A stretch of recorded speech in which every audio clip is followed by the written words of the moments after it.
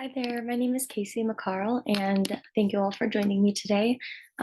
This is my presentation. In this presentation, I'm going to be completing a case study on the Disability Network of West Michigan, and I'll be evaluating the strides that they have taken to increase their inclusiveness and diversity.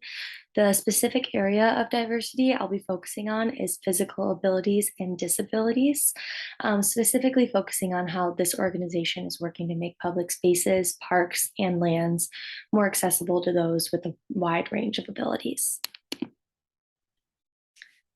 So the mission of the Disability Network of West Michigan has been to empower, to educate, and to provide resources for those with disabilities. And since 1999, they've been working towards this mission. They've been promoting accessible communities across West Michigan. So the main goal of this organization is to advocate for people in the community who have disabilities, and they do this by promoting access for all, employment for people with disabilities, ADA compliance in public spaces and lands, and disability awareness and inclusion training for organizations, businesses, and companies. So we will dive a little bit more into this process soon, but the Disability Network of West Michigan offers a variety of services for the diverse community of West Michigan. And some of these services include providing information and referral services regarding community resources, offering consultation and evaluations for accessibility in businesses and workplaces, and presenting disability inclusion and awareness trainings and helping to prepare people with disabilities for jobs and so much more. So the diversity and inclusion component that the Disability Network of West Michigan addresses is disability diversity. And they're committed to helping people with disabilities live independent lives and become their own advocates. So there's not really one specific disability area that they're working to improve facilities for, but rather they're looking to improve facilities just as a whole to best suit all community members of Muskegon, regardless of ability or disability, and that could be cognitive or physical. But for the sake of this project, I am going to be focusing on the strides that they've made in improving inclusivity and physical disability diversity area, mostly because the project before this that I'm linking it to, I went to the Muskegon Pere Marquette Park and evaluated the playground to see if it was inclusive for people with disabilities. So the Disability Network of West Michigan carries out their mission by working to improve access to all the public spaces and natural lands in West Michigan. They have already been influential to the city of Muskegon's park and recreation as they've begun installing ramps for wheelchairs and more spaces. They've installed a portable beach mat to allow accessibility to the lake, and they've added inclusive playground equipment and ADA compliant playground servicing and a lot more. And if you go back to my previous assignment last module, you can see this playground that I evaluated and how they made it more inclusive for children. So the biggest and most influential way that this organization has been able to make a change is through advocating for better accessibility in the community.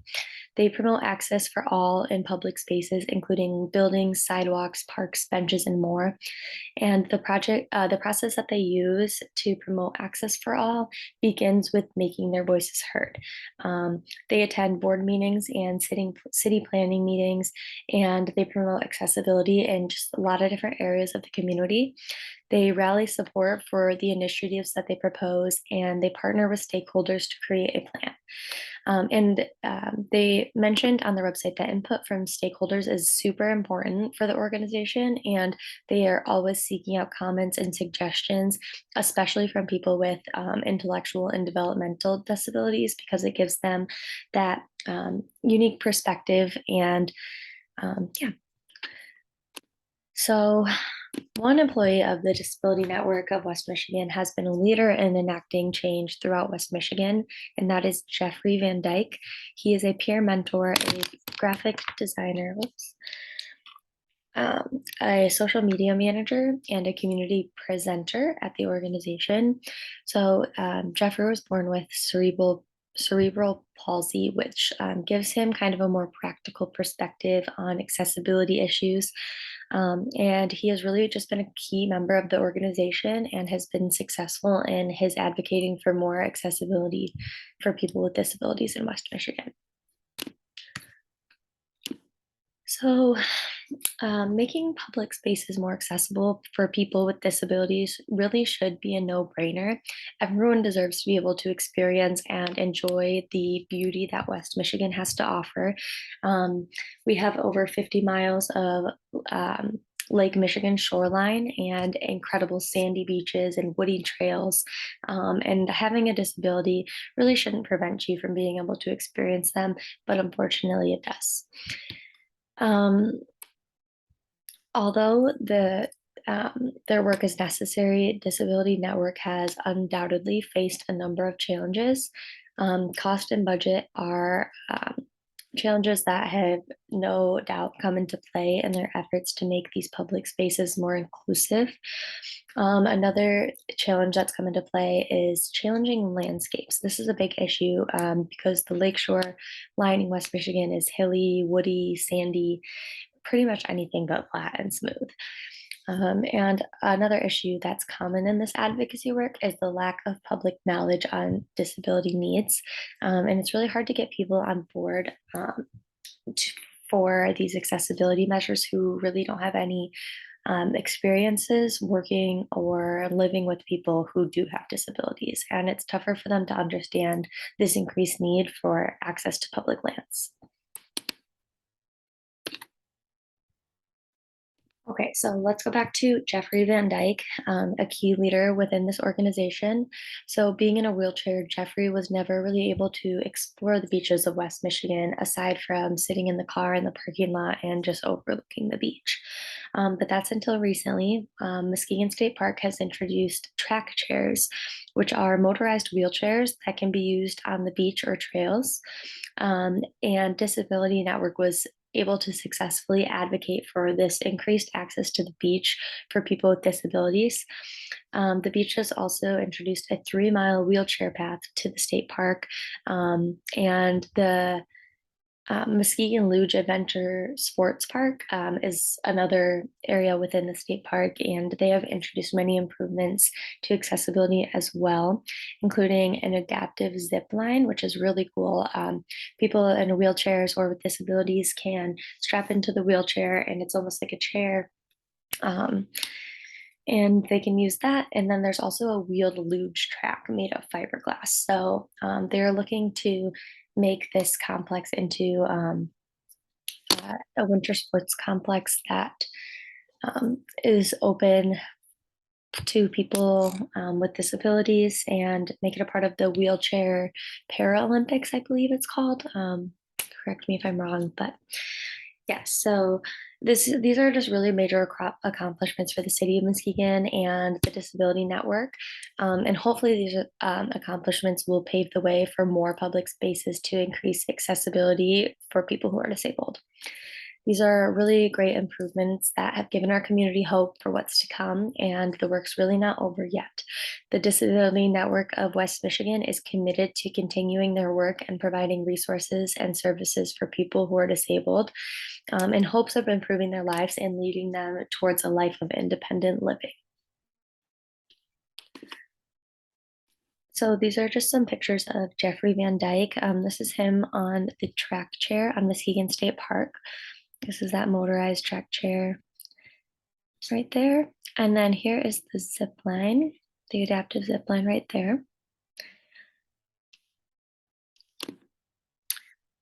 Okay, so in the article provided in our course material this week by Del Castillo, she discusses the importance of creating a work environment that's inclusive.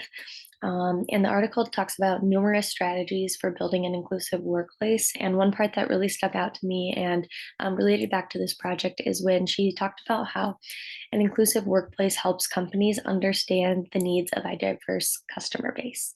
And that just really connected with my project because um, Disability Network has made it a part of their organization to hire people with disabilities who kind of just have that the understanding of the needs of the community members of Muskegon who are disabled. Um, and yeah, so they've already been using this strategy, and Jeffrey Van Dyke is one of the employees with a disability they've hired. And they just really work with a diverse crowd to plan, create, and implement their initiatives. We also learned that hiring people with a wide range of abilities and experiences will help to build a more diverse and inclusive environment. And that's just going to bring unique perspectives to the table. And another key point to think about is looking back to week one, we learned that organizations that welcome diversity are 1.7 times more likely um, to be innovative. So, bringing people together with a wide range of abilities and experiences is definitely sure to better your organization as it tends to lead you to more innovative solutions. So, yeah, overall, this organization's plan to make West Michigan more accessible and inclusive to people with disabilities is pretty solid and has proven itself effective so far. Their continued work, I believe, will make our community a better, more diverse, and inclusive space for all. And I am just excited to see what they can do for our community. These are my references. Thank you for listening, and I hope you enjoyed.